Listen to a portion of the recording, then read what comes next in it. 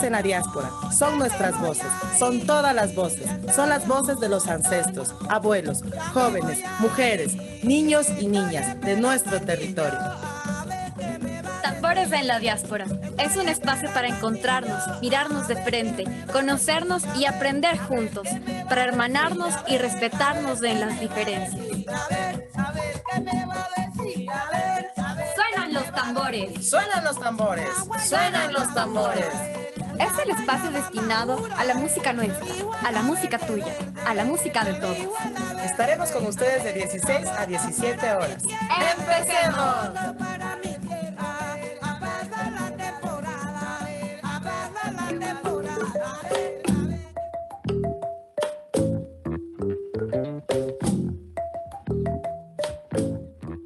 Pichincha Universal.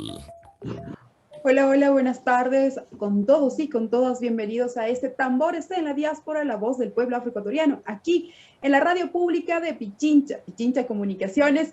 Qué gusto poder encontrarnos cada miércoles a las 16 horas. Qué gusto tenerlos a todos y todas. Para nosotros es un verdadero placer. Ya veo que las compañeras están aquí, María Fernanda Andrade, también Marisol Soba. Hola compañeras, ¿cómo están? Y también ya está nuestro invitado del día de hoy. Ya le vamos a presentar y darle también la palabra. Chicas, ¿cómo están? María Fernanda, buenas tardes. Hola, ¿qué tal? Buenas tardes, Jackie. Buenas tardes, Mari. Hola, querido David. Bueno, mandarles un saludo a todos, decirles, no con tanto optimismo, que esto está por empezar. Parece que la vida democrática es un ciclo y esperemos demostrar que las cosas buenas que nos dejó una revolución, lo poco mucho que nos hayamos tejido, pues se hagan sentir en esta nueva etapa, ¿no? Espero que podamos aquí desentrañar, un poco desahogarnos, hacer catarsis de todo lo vivido. A veces, no sé, estamos con esto de que estamos en un chuchaqui, en una resaca electoral, ¿no? Mando un saludo a Hugo Viteri. Hola, Mari. Hola, hola audiencia, muy buenas tardes. Sean bienvenidos a este su espacio, a las voces de todas las voces del pueblo afro y de todos los demás también. Hoy en su programa también no se olviden de seguirnos por favor en nuestras redes sociales, @afrocomunicaciones S para Facebook y para Instagram y @afrocomunicate para Twitter. Hoy en este día analizaremos análisis presidente electo 2021, también saludar a nuestro invitado. Y para introducir un poco, con el 93.67% de las actas válidas, según el CNE, Guillermo Lasso lleva la ventaja en el escrutinio de las elecciones presidenciales del Ecuador. Con un 54,48%, Andrés Arauz alcanza el 47,52%. Y esta información fue actualizada hasta el domingo 11 de abril, que fueron las elecciones, y con eso Guillermo Lasso es el vicepresidente electo del Ecuador por un periodo de 4 años. El tema que analizaremos hoy. Muchas gracias, compañeros, compañeras, por todo esto. Bueno, nosotros siempre saludar a toda nuestra audiencia. Primero, decirles que ustedes son la razón de estar aquí. Segundo, por este ejercicio que nosotros defendemos, que es este derecho a la comunicación y a la información, de voces diversas, voces distintas. Y hacemos ese ejercicio desde esta grupa, una grupa pensada desde tener nuestras voces como esa primera herramienta para dejar dicho muchas de nuestras cosas. A mí me gusta muchísimo la introducción de la programación, ¿no? Cuando dice, es responsabilidad de los conductores y de sus invitados lo que se diga. Y lo asumimos así, porque nosotros creemos que el quehacer de esos espacios comunicacionales debe tener esa responsabilidad con todos y con todas, más allá de creer que, somos las personas, no solo los comunicadores, de los que tenemos una formación en comunicación, somos imparciales. Ciertamente no. Ciertamente yo pienso que todas las personas hablan desde su punto de vista, aún las más sencillas personas que a veces decimos, no soy político, tienen una posición y nosotros respetamos muchísimo eso, y lo que hacemos aquí es prácticamente eso, un ejercicio a partir de nuestras posiciones, de lo que creemos y criticamos también, porque somos muy autocríticas también dentro de este espacio. Así que yo quiero dar un abrazo a todos y todas, contarles que esta pandemia que fue opacada con todo este proceso electoral sigue siendo muy, muy fuerte. contarles, les habíamos contado, creo que mi familia, toda mi familia, toda la tía, el tío, fueron contagiados, la tía sigue hospitalizada, y sabemos que esa condición no es solamente de ellos y de ellas. Hay cientos, miles de nuestros hermanos y hermanas en esas condiciones, y nosotros les abrazamos y decirles que esa es una de las luchas que tenemos y mantenemos, desde el quehacer político, desde este quehacer del servicio público, que ahora queremos verlo como esas formas mesiánicas de gobernar, y yo creo que esa es uno de los problemas más fuertes que tenemos aquí en el país. Así que yo quiero abrazarles a todos y todas, animarlas a seguir, a todos y todas a seguir adelante, y así empezamos este Tambores en la Diáspora, este día miércoles 14 ya de abril, y con nuevo presidente. Así es que vamos a dar paso a nuestra cortina del día de hoy para nuestro invitado, y ya regresamos e presentamos a nuestro invitado el día de hoy.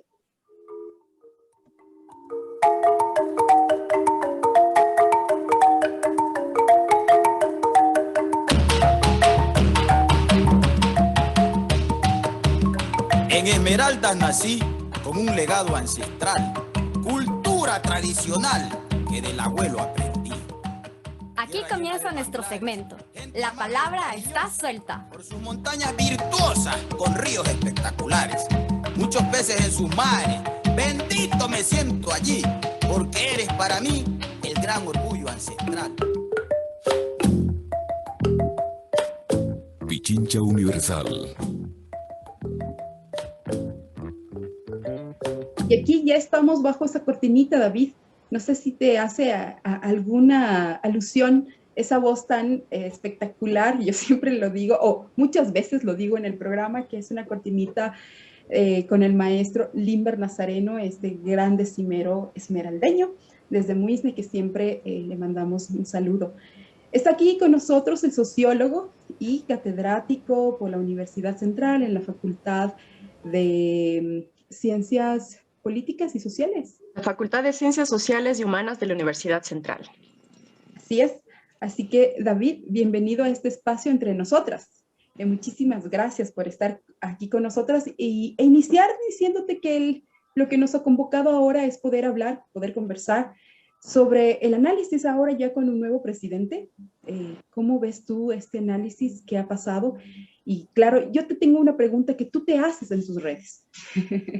Para empezar, ¿cuál cree que fue la brillante estrategia que le hizo el poder, que le hizo perder a Arauz una elección que estaba prácticamente ganada? Te preguntabas tú, yo vi algunas reacciones ahí.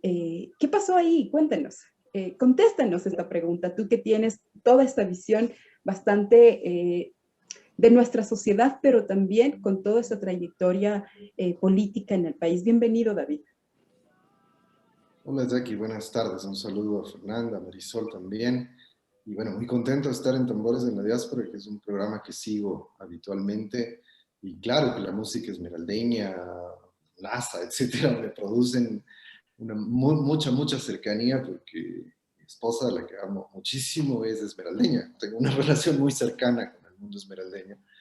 Y me alegra muchísimo estar en esta mi primera vez en Tambores de la Diáspora, que espero que no sea la única, que puedo volver, ojalá pueda volverme a reunir con ustedes muchas veces más. A ver, sobre la pregunta sobre cómo respondo mi propia pregunta. En ese plano, bueno, para mí es clara una cosa. La elección en primer lugar se decide en la última semana. Esta elección toda, en primera vuelta y segunda vuelta, puede ser catalogada como una elección de última semana. En la primera vuelta, mucho de lo que se decidió en el resultado final tuvo lugar en la última semana, las 2 últimas semanas de la elección, y en esta segunda semana también. Es decir, otra vez la elección se definió en la última semana. ¿Qué significa esto? Es decir, y por eso también mi pregunta, algo falló que hizo que Andrés Arauz, de tener una amplia ventaja al inicio de la segunda vuelta, termina perdiendo la elección.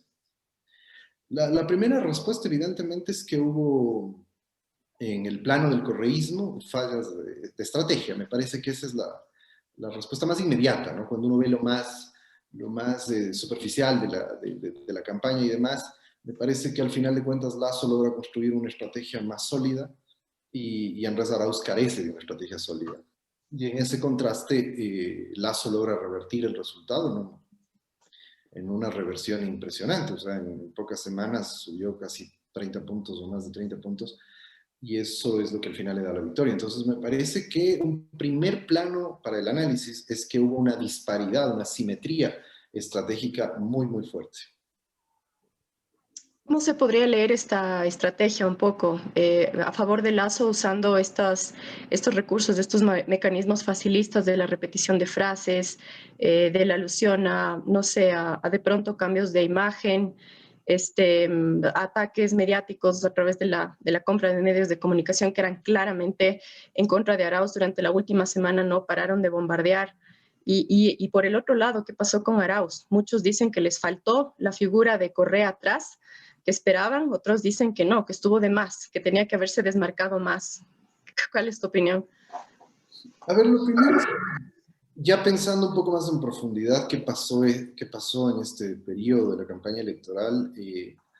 Pues la campaña estuvo atravesada, muy atravesada por un sentido de mucha banalización política, ¿no? La política vuelta espectáculo, la política como puro show, como casi como reality show, ¿no?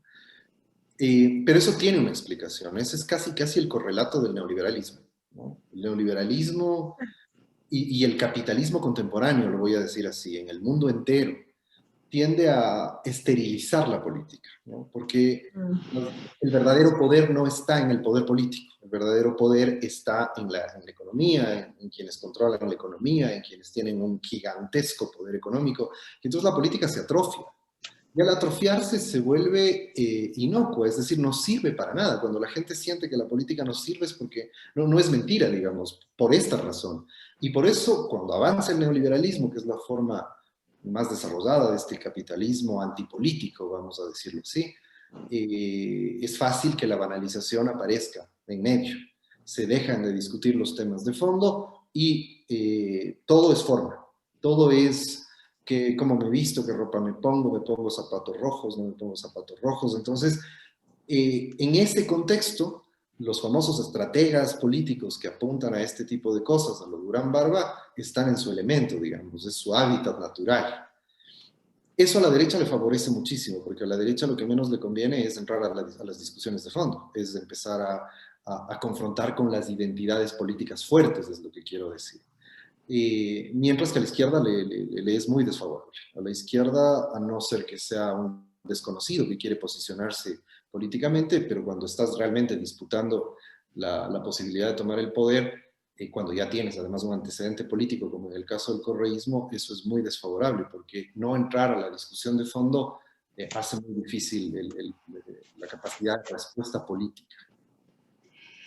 Yo ahí te tengo una pregunta, porque yo veía en las redes y yo venía preguntándome eso, ¿por qué no estamos hablando de lo que nos viene sucediendo? Esta gran crisis económica, esta gran crisis sanitaria, esta gran crisis de identidad, porque creemos también que todo este tipo de cosas no se hablaron. Nosotras desde el pueblo afroecuatoriano decíamos, ¿por qué no se está hablando de Furcagua, por ejemplo? ¿Y qué posición tienen frente a este caso de derechos humanos? Nosotros estábamos diciendo también qué posición tienen frente al racismo estructural que no ha permitido que el pueblo afroecuatoriano, por ejemplo, pueda estar en mejores condiciones y que tiene que ver con cosas muy profundas para nosotras. Y se decía eso, ¿no? Se banalizó. Pero la otra cosa es que tampoco la izquierda hizo un contraste real contra eso. Más bien fue como jugar al mismo... al son que me toquen bailo, es más o menos, ¿no? Porque tampoco tuvieron la posibilidad desde el progresismo, desde la candidatura de Arauz, de efectivamente decir, bueno, hablemos de cosas serias, hablemos de cosas profundas y hablemos del espacio de desigualdad que hay en el país. Quiero decir, estos elementos que son tan profundos en el país, si nadie los topa, se volvieron así de vanos, pero tampoco la izquierda o tampoco este progresismo que estaba representado en Arauz tuvo la capacidad de poner sobre tela de discusión proyectos realmente y elementos realmente profundos, situaciones profundas en la discusión. ¿Qué pasó ahí? ¿Cómo entender tampoco que haya esta no sé, para mí es como la incapacidad de poder efectivamente decir frente al show, lo que estamos nosotros proponiendo es estas cosas profundas y de base. Y no lo hicieron tampoco. O creemos también, o podríamos leer también desde esa forma sociológica que está bien caer en el show y al sol que me toque en bailo y vimos lo que vimos ahora. No, es que precisamente tienes mucha razón en eso. Yo no he dejado de sentir que en general, por ejemplo, en términos de clase, o sea, la clase trabajadora, pensando los trabajadores en un sentido muy amplio, ¿no? Trabajadoras, trabajadores públicos, privados, autónomos, del hogar, etcétera, etcétera. O sea, esa debería ser la visión que tenemos de la clase trabajadora. Y esa clase así pensada muy ampliamente, estuvo en una orfandad política total en la campaña. Es decir, no hubo representación política. Es decir, es difícil decir que alguien asumió esa representación política con toda fuerza. Me parece que por otro lado ese es un proceso largo, es decir, no fue solo la campaña. Hace rato que las izquierdas no terminan de convertirse, todas las izquierdas, como que muy fuertemente en representantes políticos de lo que somos la mayoría, porque además de eso involucra a la mayoría. La mayoría de nosotros trabajamos y vivimos de nuestro trabajo en todo el país. Pero efectivamente, ese es un ejemplo. Está la opresión racial, está la opresión de género, que se topó un poco más, creo que un poco más por ciertos intereses más mediáticos y de imagen que otra cosa, pero no se llegó a hablar de los problemas de fondo en la clave en la que tienes que hablar en una campaña, porque ahí hay que entender también eso, ¿no? Es decir, ahí es donde se conjugan los principios programáticos, ideológicos que defiendes con la estrategia política. Es decir, y esto me parece importante porque a ratos hay una discusión un poco infructuosa ahí, que es la de que no hay que usar TikTok, hay que hacer solo mítines en la calle, por ejemplo. Y no es lo uno y lo otro, son las dos cosas. Pero si vas a usar TikTok, si vas a usar cualquier mecanismo para comunicar, que tienen una enorme potencia comunicativa, pero no tienes mensaje, pero no tienes una identidad fuerte, no has construido una representación política fuerte, no te sirve de nada. ¿Cómo entendemos el fenómeno Herbas entonces? Que fue sorprendente, ¿no? A mí me sorprendió sinceramente, no vi que se hizo política, digamos, en la calle. Es más, se dice que él nunca usó otro medio de comunicación que no fueran lo de las redes sociales, ¿no? En Facebook y en TikTok. ¿Cómo leíste esto? Y que, por cierto, también incide en la pregunta que te quería hacer de cómo ves la participación de los jóvenes, ¿no? Que se generaliza, que los jóvenes fueron los que pusieron a Herbas, los jóvenes fueron los que pusieron a Lasso en el poder, porque en este segmento estaba, según los últimos estudios de qué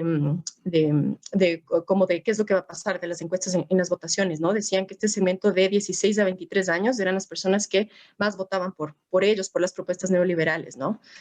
¿Cómo ves de esto? Bueno, Herbas defendió por dos razones. Primero, porque era un político absolutamente desconocido, pero en segundo lugar, porque es un político de derechas. O sea, es decir, aquí tenemos que empezar a dejar de desmontar unos mitos que se han construido durante esta campaña. Primero, Herbas era de derechas y era anticorreísta, ferozmente anticorreísta, no solo ligeramente anticorreísta.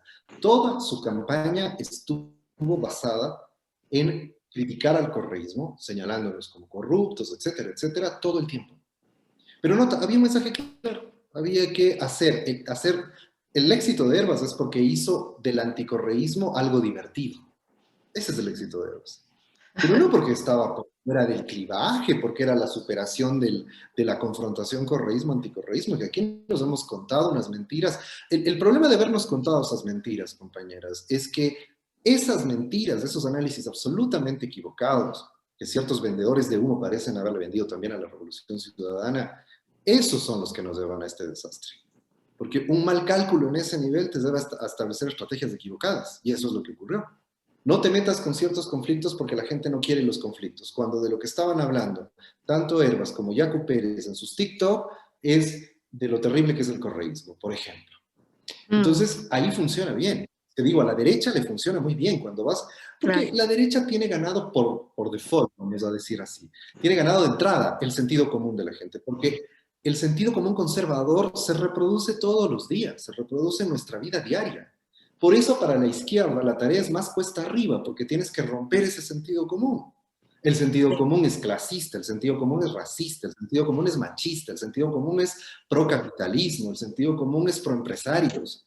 La izquierda que quiere decirte, mira, todo eso que estás pensando tiene unas causas, Y no es como crees, no es natural, no es que la diferencia entre clases, la diferencia entre grupos étnicos, la diferencia entre géneros es natural.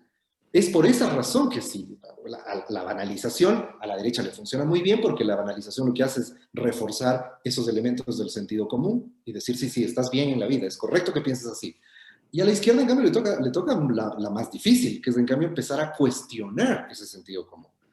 Puedes usar los recursos estos, pero tienes que poner otro contenido, tienes que además saber los lenguajes. Eso yo no entiendo, por ejemplo, para eso hay gente experta, a la que pagan y no sé qué, pero tienes que saber cómo con esos lenguajes pones esa cuña que te haga, que te genere la duda. Esa es la clave política de la izquierda, que te haga dudar sobre aquello que quieres, que crees que es un orden natural del mundo. Y eso es lo que ya en la forma muy superficial se ve en estrategias de campaña. Pero si no tienes esos mensajes, si no tienes esas identidades bien construidas o al menos bien definidas, es muy difícil construir mensajes. O sea, Reservas, por tu preocupación, estaba en juego. Eso tenía un mensaje claro. Era posicionarse como un empresario simpático y además un anticorreísta chévere, digamos, ¿no? Y lo logró, más simpático, un empresario más simpático que Lasso, de largo, y un anticorreísta más chévere que Lasso, de largo. Entonces, logró llevarse buena parte de ese voto anticorreísta. Cuando uno revisa actualmente los datos de por quienes votaron en las áreas territoriales, quienes habían votado por Hervas, casi indefectiblemente la correlación es altísima entre las zonas donde ganó Hervas y ahora gana Lasso. Mari, no sé si tenías alguna pregunta. Yo más tenía, el lenguaje, digamos, que usted tiene una visión progresista. Mari, tienes muy mal audio. No logramos escuchar. Sí, estuvo imposible. Yo le quería, bueno, yo creo que está respondiendo a mi siguiente pregunta, el David, ¿no? De esto de desde dónde o por qué se volvió una mala palabra el correísmo, ¿no? Y eso, creo que con eso se jugó mucho en la campaña, al menos al final. Me parece que hubo una violencia atroz hacia todo lo que tenga que ver con el correísmo y todo lo que dices, ¿no? Esta cuestión del sentido común a veces es inefable, a veces es difícil explicar, ¿no? Parece que se vuelve como políticamente incorrecto decir como me gustó algo de Correa, me gustó esto de Correa, o sea, es como que en una fiesta con tus amigos, en cualquier parte, en un foro, es como que te vetan ese rato, ¿no? Te cancelan, o sea, porque hacen esta correlación, ¿no? Con esto del conservadurismo por el lado del discurso un poco académico, del intelectual académico, al menos capitalino, y por el otro lado también del ciudadano común, digamos, ¿no? Que no necesariamente está dentro de la vida del análisis de la política, que ya se ha hecho de esto de interiorizar, esto de que sí, pues, o sea, es que ser correísta es ser corrupto, es ser vago, es ser comunista significa ser vago, ¿no? Entonces, chuta, ¿desde cuándo aparece esto? ¿Desde cuándo ser correísta o el correísmo es mala palabra? Sin embargo, yo también tengo ahí otro elemento que lo quisiera poner, pero lo vamos a poner después de esta pausa. Así que quédate, David, ahí invitarte para que te quedes con esta cuestión, esta pregunta de María Fernanda. Y yo tengo un análisis también ahí que podría también contribuir, ojalá, para que nos ayudes a entender, porque yo sí tengo una lectura distinta también de no solamente el correísmo, sino otras cosas, otros elementos que creo se consideraron para lo que fue estas elecciones últimas, ¿no? Entonces vamos a ir a este corte obligatorio aquí, nuestras promos, y ya regresamos.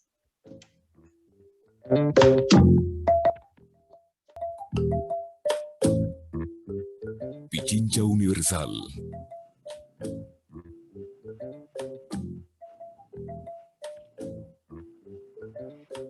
Y estamos aquí ya de vuelta, después de este pequeño corte. Yo quería poner solo dos elementos a lo que María Fernanda ya estaba diciendo, ¿no? Este cuco-correísmo y cómo socialmente se ha formado en esa mala palabra, ¿no? Entre algunos de los grupos. Pero yo vivo en La Roldós, uno de los barrios con gran presencia del pueblo afroecuatoriano, con una historia muy, muy importante de la presencia del pueblo negro aquí en la ciudad. Y cuando tú te subías en los buses, la gente hablaba de que hay que votar por Lazo, y lo decíamos y lo discutíamos en nuestro análisis, porque no queremos ser como Venezuela, uno de los elementos, y otra era el trabajo. Se había vendido en la idea de Lazo, esta idea del trabajo, de tener oportunidades laborales y demás, que no se lo vio, yo creo, claramente debatida y expuesta en Arauz. Y la otra cosa, el otro elemento, quiero decir como estas estrategias de los miedos, de convertirte en no sé qué, en el mismo miedo del correísmo, y por eso va mi análisis, es que yo sí creo que Hervas tenía un capital que no se lo quiere reconocer dentro de estos análisis políticos que hacemos. Hervas gana en Quito, en el sur, y lo hace de la mano de hombres y mujeres con mucha credibilidad dentro de los territorios en el sur. Yo puedo hablar, nosotros invitamos aquí a John Viveros, que es uno de los líderes afrodescendientes en toda la parte de la forestal y demás, que vienen siendo unos territorios de mucha resistencia. Y ganan ahí personas, y se cogen ahí personas estratégicas para ser parte también de esta izquierda. Gana Hervas en Carchi, donde efectivamente Andrade tiene una gran aceptación. Yo sí creo que hay que poner estas cosas en los debates, más allá, porque a veces tendemos a eso, invisibilizar todo y banalizar todo y generalizar todo. Y yo no creo que fuese tampoco solamente, y quiero decir por qué, porque mi elemento aquí es que no creo que sea solamente la figura de Hervas. Yo creo que sí hubo un análisis muy importante dentro y también hubieron unas propuestas muy importantes también dentro que estaban como directamente con esas necesidades de estos territorios. Entonces, ahí sí plantear que yo creo que no solamente este cuco del correísmo, este cuco de ser como Venezuela, porque era como, vamos a ser como Venezuela. Así, comúnmente la gente lo decía, para que no seamos como Venezuela, vean lo que está pasando y lo que está pasando allá. Y lo otro, yo sí creo que hubieron otros personajes y otros elementos que no son solamente los tiktokeros, que sí hay gente en territorio que también tiene una representatividad y que es muy importante. Si no, no tuviésemos esa práctica electoral en el país de coger y cooptar ciertos líderes y lideresas de ciertos espacios. Entonces también hablar de eso, porque para mí no ha sido una construcción política real, ha sido una construcción electoral política, así como muy clara. Es como no vienes trabajando el quehacer ni siquiera desde el progresismo, ni siquiera desde las derechas reales, de hacer una hincapié en esta construcción política y de representatividad en el país, que de paso creo que está en crisis. Entonces esos serían mis elementos también, David, no sé qué nos dices tú. Siga, siga. A ver, empecemos por lo primero, estaba en mi conexión.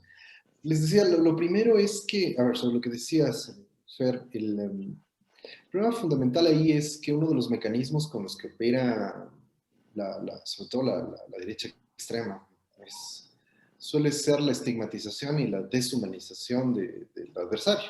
Es decir, una vieja estrategia de la dominación, de todas las dominaciones. O sea, una clave para la dominación es deshumanizar al otro, ¿no? O sea, convertirlo en alguien que no es humano, que es inferior o que es perverso, ¿no? Por ciertas características, tu adscripción política, tu condición étnica, tu condición de género, lo mismo. Entonces, en política esto suele operar en contextos muy, muy derechizados, ¿no? O sea, esa es la estrategia del fascismo. Toda forma de fascismo lo que hace es vaciar de humanidad al adversario político, sobre todo al que es de izquierdas, para tratar de que es su adversario natural, digámoslo así, y criminalizarlo. Pero la criminalización, porque esta es una palabra que se lleva y se trae y se entiende poco a veces, la criminalización es el que cierta condición tuya te hace inmediatamente criminal, ¿no? No es que te acosen, eso pueden ser abusos, pueden ser, qué sé yo, cualquier otra cosa. Pero cuando hay una operación sistemática que lo que hace es que por una identidad que no es un delito, ¿sí? O sea, tener una adscripción étnica no es un delito, tener una identidad ideológico-política no es un delito. Y que por solamente tener esa identidad ideológico o política o cualquier otro tipo de adscripción, eres inmediatamente catalogado como delincuente. Esa es la forma más salvaje de la deshumanización. Y esa es una operación que en el Ecuador, pero no solo en el Ecuador, en toda América Latina, las derechas vienen haciendo desde hace mucho tiempo atrás, porque tienen un poder impresionante para construir esas imágenes. Entonces, claro, eso efectivamente ha significado una clausura de cualquier debate serio, en todas las esferas, o sea, en la académica todavía más, porque en la académica es terrible cómo operan nuestros prejuicios, nuestras condiciones de clase, nuestras condiciones, nuestros prejuicios de todo tipo. No somos ningunos santos, es espantoso lo que pasa.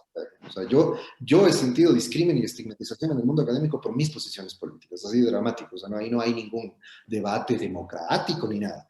Ahora, ¿por qué? ¿Por qué pasa esto? Porque en el mundo entero la democracia cada vez está más atrofiada, ¿no? Es decir, porque la democracia es la posibilidad de que puedas discutir con el otro en igualdad de condiciones y pudiendo respetar su condición humana, para ponerlo en estas condiciones básicas. Es saber que estás hablando con un humano, no con una especie de ser inferior al que yo solo tengo que oprimir. Aceptar que el otro te puede interpelar, por ejemplo, que puede interpelar tus privilegios, que puede interpelar tus condiciones particulares, etcétera, esa es una clave, y saber que eso no es una guerra a muerte. Pero esos espacios democráticos en la historia de las sociedades capitalistas han sido siempre escasos, ¿no? Hay momentos históricos. El referente más inmediato que se me viene a la cabeza, los años 60 en el mundo entero. Son una interpelación poderosísima, conflictiva, de mucha confrontación, porque además la democracia en ese sentido es mucha confrontación. Pero en el momento actual, y el Ecuador es un ejemplo clarísimo de eso, hay una democracia cada vez más atrofiada. Lo que se ha impuesto es una visión única del mundo. Se está imponiendo cada vez más una visión única del mundo. Cuando hablamos de cuál es el espacio de la llamada opinión pública, ¿cuál opinión pública? Es la opinión de una sola voz que se repite 1000 veces en todos los medios de comunicación, salvo los alternativos como este, pero uno ve, basta ver las páginas editoriales, es el mismo discurso. Cuando eso ocurre, claro, es muy fácil criminalizar al otro, al que es una amenaza, ¿no? Como ejemplo, o un ejemplo alternativo al del correísmo, el de las dirigencias indígenas y las bases indígenas que estuvieron en octubre.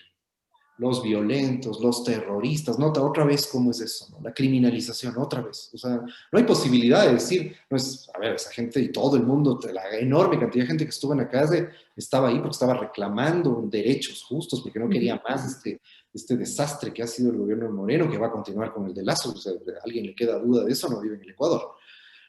Y sin embargo, la lectura del poder fue, no, son los delincuentes, todos son delincuentes, todos los que estaban en la calle prácticamente. Entonces, eso es muy problemático, pero es así como opera la política en ciertas situaciones extremas. ¿Pero en cuáles? En aquellas en que la democracia cada vez está más restringida, ¿no? La democracia se reduce casi a que tengas un presidente, una asamblea y un poder judicial y nada más. Y el resto se impone a rajatabla.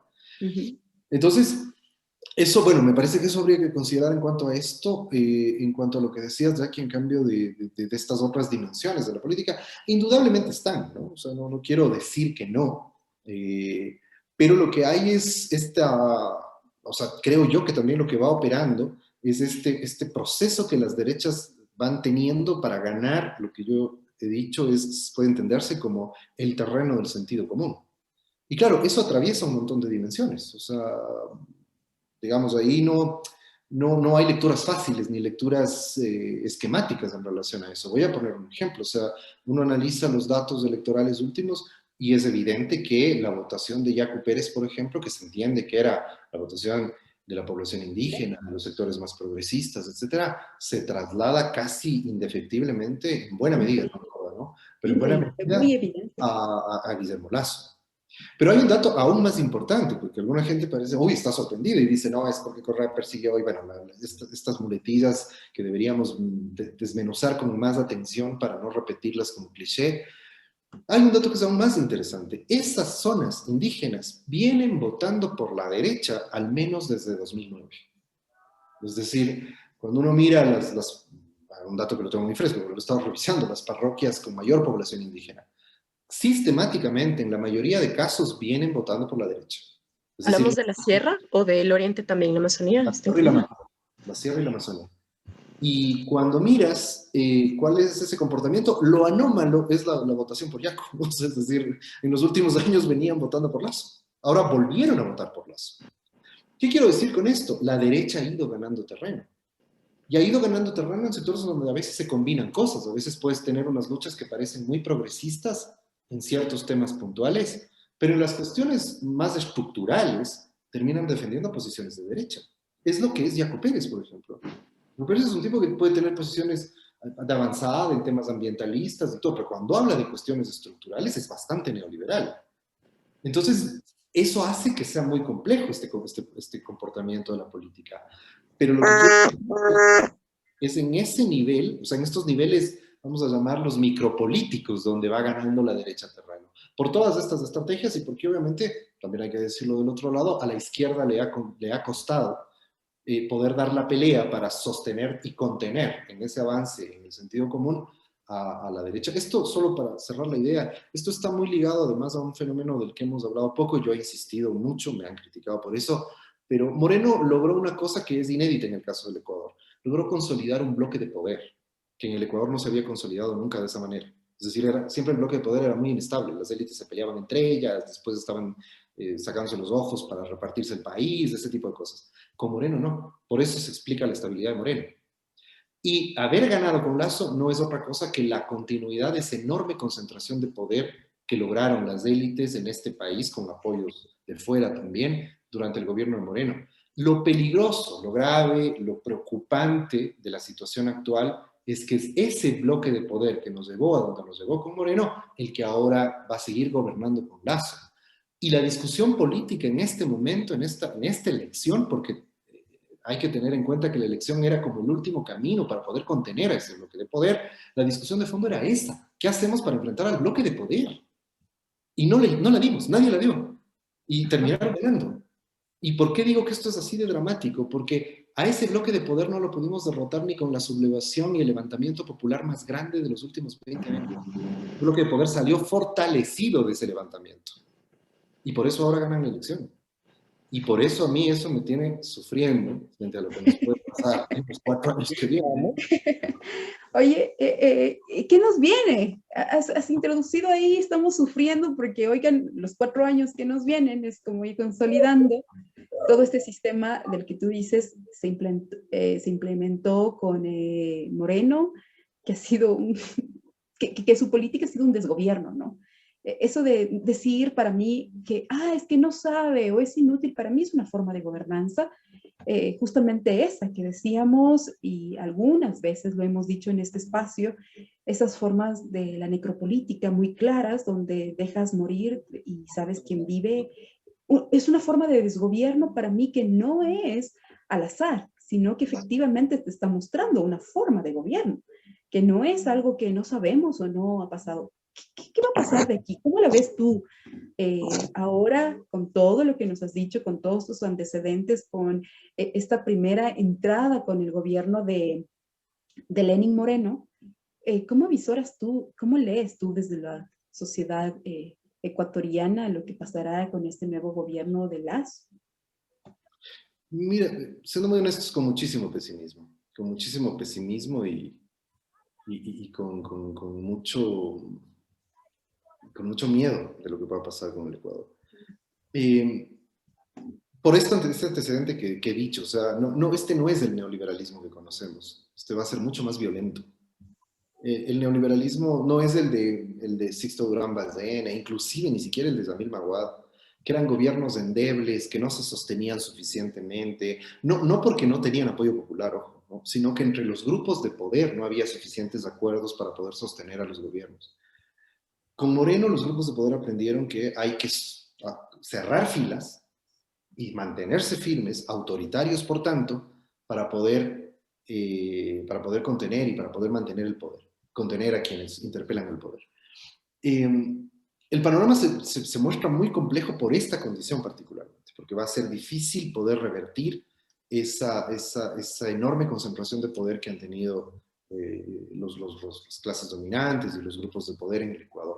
Entonces, porque tienen además, y esta es la particularidad, ¿por qué me preocupa tanto? Porque tienen además legitimidad democrática, acaban de ganar una elección.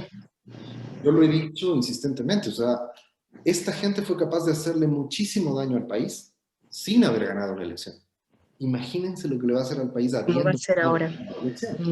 Ese es el problema. Entonces, el panorama no pinta nada bien. Es una situación muy dramática. Tú a veces tenías, yo siempre digo que tú tienes, David, siempre la bolita mágica, ¿no? Me parece impresionante cómo a días de posicionado el presidente Lenín Moreno, David ya tenía claro todo lo que iba a pasar en estos años, ¿no? Entonces decíamos, pero ¿cómo? ¿Cómo la sabe tan así, ¿no? Como tan a detalle. ¿Y qué va a pasar con las izquierdas, David? ¿Qué es lo que tenemos que hacer? ¿Qué es lo que va a pasar? O sea, el sueño de todos, de todas, es que volviera este espíritu que nos unió en octubre del 2019, ¿no? En el que confluimos todos. A veces como que no quiero remover muchas cosas porque digo, en el fondo, ¿qué es lo que nos unió a todos? No sabemos, hay diferentes análisis, pero estuvimos ahí, todos juntos, ¿no? Entonces, ¿qué va a pasar? ¿Qué tenemos que hacer en ese sentido? ¿Y qué va a pasar también con el movimiento de la Revolución Ciudadana? O sea, otra vez se va como, digamos, como a relegar, como a aislar, o ya crees que es un momento en el que pueda hacer frente de pronto con, no sé, pues con lo ideológico, lo doctrinario que ha propuesto Isa, que bueno, nos sorprendió también con esto el nulo ideológico, pero que iba más o menos encaminado, parecía que había muchas coincidencias, ¿no? ¿Cómo le ves tú? ¿Qué tiene que hacer la izquierda acá? A ver, rápidamente, primero yo he insistido en que las diferencias entre la izquierda del lado del correísmo y la izquierda, las otras izquierdas, que cada vez a mí más me suenan a centro izquierdas, las diferencias no son programáticas, eso es lo que hay que decir. Más bien, y la paradoja es esa siempre, pero si coincidimos en lo mismo, si estamos diciendo más o menos lo mismo. Sí, sí. ¿Por qué esta guerra a muerte? ¿Por qué esta guerra fratricida entre quienes más o menos coinciden en lo mismo? Y eso, a mi modo de ver, tiene una razón. Es porque en el nivel de las estrategias es donde difieren radicalmente y tienen estrategias contrapuestas, ¿no? Las izquierdas más tradicionales, estas que, como digo, cada vez a mí me huelen más a centro izquierda por sus prácticas, están muy acostumbradas a la transacción con las élites y a la negociación con las élites. Todas. O sea, ahora, en este preciso momento, habrá que ver cómo están, que llevan y traen las transacciones para la Asamblea Nacional. Además, como andan con unas hambres de la presidencia de la Asamblea y no sé qué, deben estar transando todo lo que pueden ahora. Y el correísmo, en cambio, sin querer decir que haya sido plenamente puro, impoluto, también algo de eso tuvo, pero como estrategia general, planteaba una estrategia completamente contradictoria con eso. Es decir, el correísmo, ese fue su éxito político. Se planteó romper con el Estado transaccional, se planteó romper con el Estado prebendario. Y eso afectó a los de arriba y también a los de abajo que habían aprendido. Esa es una de las cosas más geniales de la política del Ecuador, por eso es que en el Ecuador nunca ha habido confrontaciones violentas, etcétera, es porque aprendieron que había que repartir pedacitos, ¿no? Pero pedacitos de Estado para quedarse con sus privilegios y su estructura de poder. Es lo más antidemocrático del mundo. O sea, es una imagen, para usar una imagen, es lo que hacían los hacendados en las haciendas serranas. O sea, repartían regalos, socorros, te hacían compadre, pero vos seguías en el guasipungo mientras el hacendado seguía siendo dueño de la hacienda, y parecía que era muy chévere el hacendado, y parecía que era muy abierto, y no había mucha confrontación. El correísmo sabe que eso, o sea, digamos, la clave del correísmo, cuando uno lo ve como proceso político, es que entiende que ese es un Estado antidemocrático, es un Estado absolutamente clientelar, y que el único modo que tienes es romper con esas lógicas al interior del Estado y establecer políticas de carácter universal. Ingreso a lo general a la universidad, por ejemplo, a partir de un examen, en donde esté todo el mundo, puedes criticarle 1000 cosas al método, pero ya no es la lógica de, es que yo soy amigo del rector, es que yo soy fulano de tal, es que mi piel es clara, es que yo soy más rubiecito, etcétera, etcétera, entonces tienen que darme a mí, ¿por qué le van a dar? Entonces, ahí hay un conflicto, hay un choque de trenes, o sea, son dos modos de pensar el Estado completamente disímiles. Cualquier posibilidad de acuerdo entre esos dos sectores implica que puedan ceder un poco en ambas perspectivas, y eso es lo que ha hecho tan difícil ese acuerdo. Por eso las izquierdas anticorreístas les ha resultado más fácil, mucho más fácil, abrir posibilidades de negociación con las derechas que con el correísmo. Recordemos, porque además como tenemos memoria frágil, hace 2 meses Yacu Pérez le pedía abiertamente a Lasso conformar una alianza para enfrentarse al malvado correísmo. Y después pasaron al sabotaje electoral, habiendo pasado además por pedidos de golpe de Estado. Entonces, claro, el problema, mira, no hay izquierdas puras. El problema es cuando un lado de esta se pone como muy pura. Cuando te dicen cosas, barbaridades, como ahora ha sido derrotado el correísmo, no las izquierdas. Por Dios, esto es una derrota catastrófica para las izquierdas. Va a ser muy difícil de constituirse. Así es, totalmente. Yo también creo, no sé si me escuchan bien. Ahora sí. Sí. Bienvenida, compañera. No estaba un poquito mal con el audio. Yo también creo, basado en lo que les he escuchado, que qué tanto el pueblo o los ecuatorianos leímos, por ejemplo, en la campaña de Andrés Arauz, que estaba direccionada al progresismo, qué tanto como ecuatorianos leímos desde su facilitación de la campaña, y qué tanto también leímos desde la campaña el neoliberalismo, todos los ecuatorianos. Yo pienso que también lo que pasó en octubre sí tuvo un significado, pero cuando se viene la pandemia, ahí todo cambió porque la gente comenzó a morirse de hambre, comenzó a morirse. ¿Cuál era la expectativa de la gente en este gobierno? Yo no me quiero morir de hambre. Si es que gana Arauz, nos vamos a Venezuela, como bien lo decían, pero si es que gana Lazo, por lo menos tendremos trabajito. Entonces, yo creo que cambió muchísimo esa, como ya lo decía Jackie, esa necropolítica que tuvo el Estado con los ecuatorianos. Y esto se reflejó aquí en las votaciones, porque estuvimos en todos los sectores, se vio totalmente un abandono del Estado. Entonces, para mí, esa fue una brecha que marcó a todos los ecuatorianos. Y decidieron, yo no me quiero morir de hambre, tampoco me quiero morir, entonces vamos a Lazo. No sé. Nos queda ahí un poquito tiempo, David, siempre nos falta si debemos hacer como muchísima. Yo siempre digo que son 2 horas, horas de la diáspora. Señor director, escuche. Por favor. Pero mira, David, yo quería primero dejar ahí esa invitación a que podamos tener estos espacios de debate así un poquito más ricos, tal vez sacándote de toda esta, destruyéndote, decimos desde el pueblo afro, reaprender de lo que nos están diciendo. Y una de las cosas que yo solamente quería, primero es agradecerte por estar en este espacio, nos has dado unos elementos muy importantes para mí, uno muy fuerte en el que tú estás hablando sobre esta normalización desde esta derechización de la sociedad, me pareció increíblemente para un análisis. Es como decir, aún si eres de izquierda, acabas diciendo y haciendo lo de la derecha. Es terrible, es una cosa... Siéntanse culpables. Sí, madre, es sí. terrible. Yo estoy golpeada, tengo iras, tengo que decir. Sí, yo sí quisiera, porque me pareció fatal, ¿no? Me pareció fatal. Porque aquí todas esas mujeres que andamos en progresistas y que hablamos de nuestros derechos y demás, acabamos haciendo y teniendo estas mismas prácticas. Y eso lo debemos decir acá. Pero en cambio, lo que yo te quería decir es que también yo creo que sí hay una crisis de representatividad del modelo. Quiero decir, cuando tú hablas sobre de hacer unos análisis profundos, yo ya no creo realmente, David, que este modelo de forma de representación política dé para más. Y creo que es una crisis no del Ecuador. Yo creo que sí hay que estarse pensando en unas formas de representatividad y de una representatividad no solo política, sino participativa distinta. Y tal vez ahí yo sí tengo que decir que yo sí creo que los pueblos hemos venido teniendo unas formas prácticas de que hacer política inclusiva y participativa distinta a la que se nos está implantando siempre desde fuera y que para mí está caduca. Solamente decir eso y tenemos 1 minuto para despedirnos.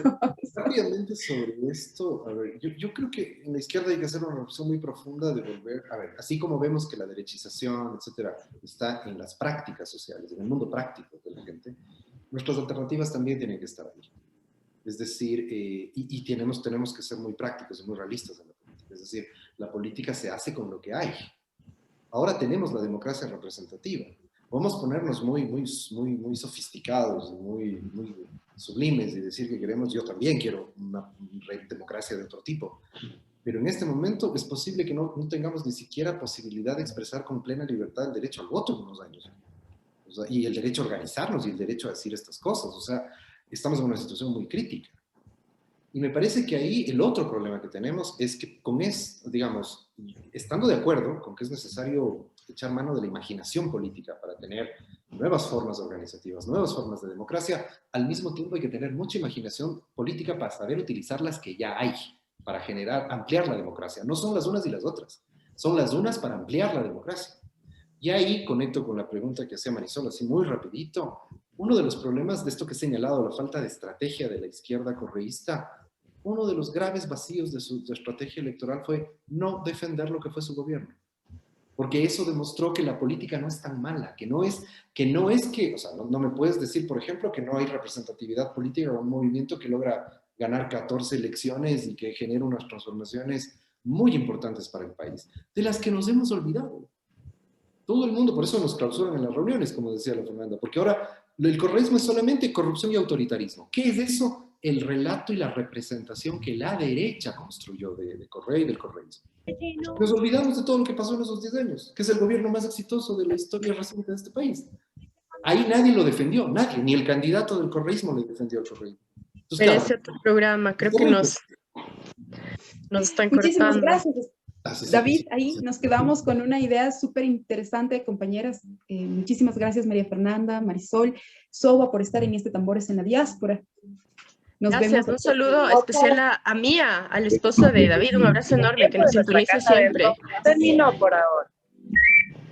gracias.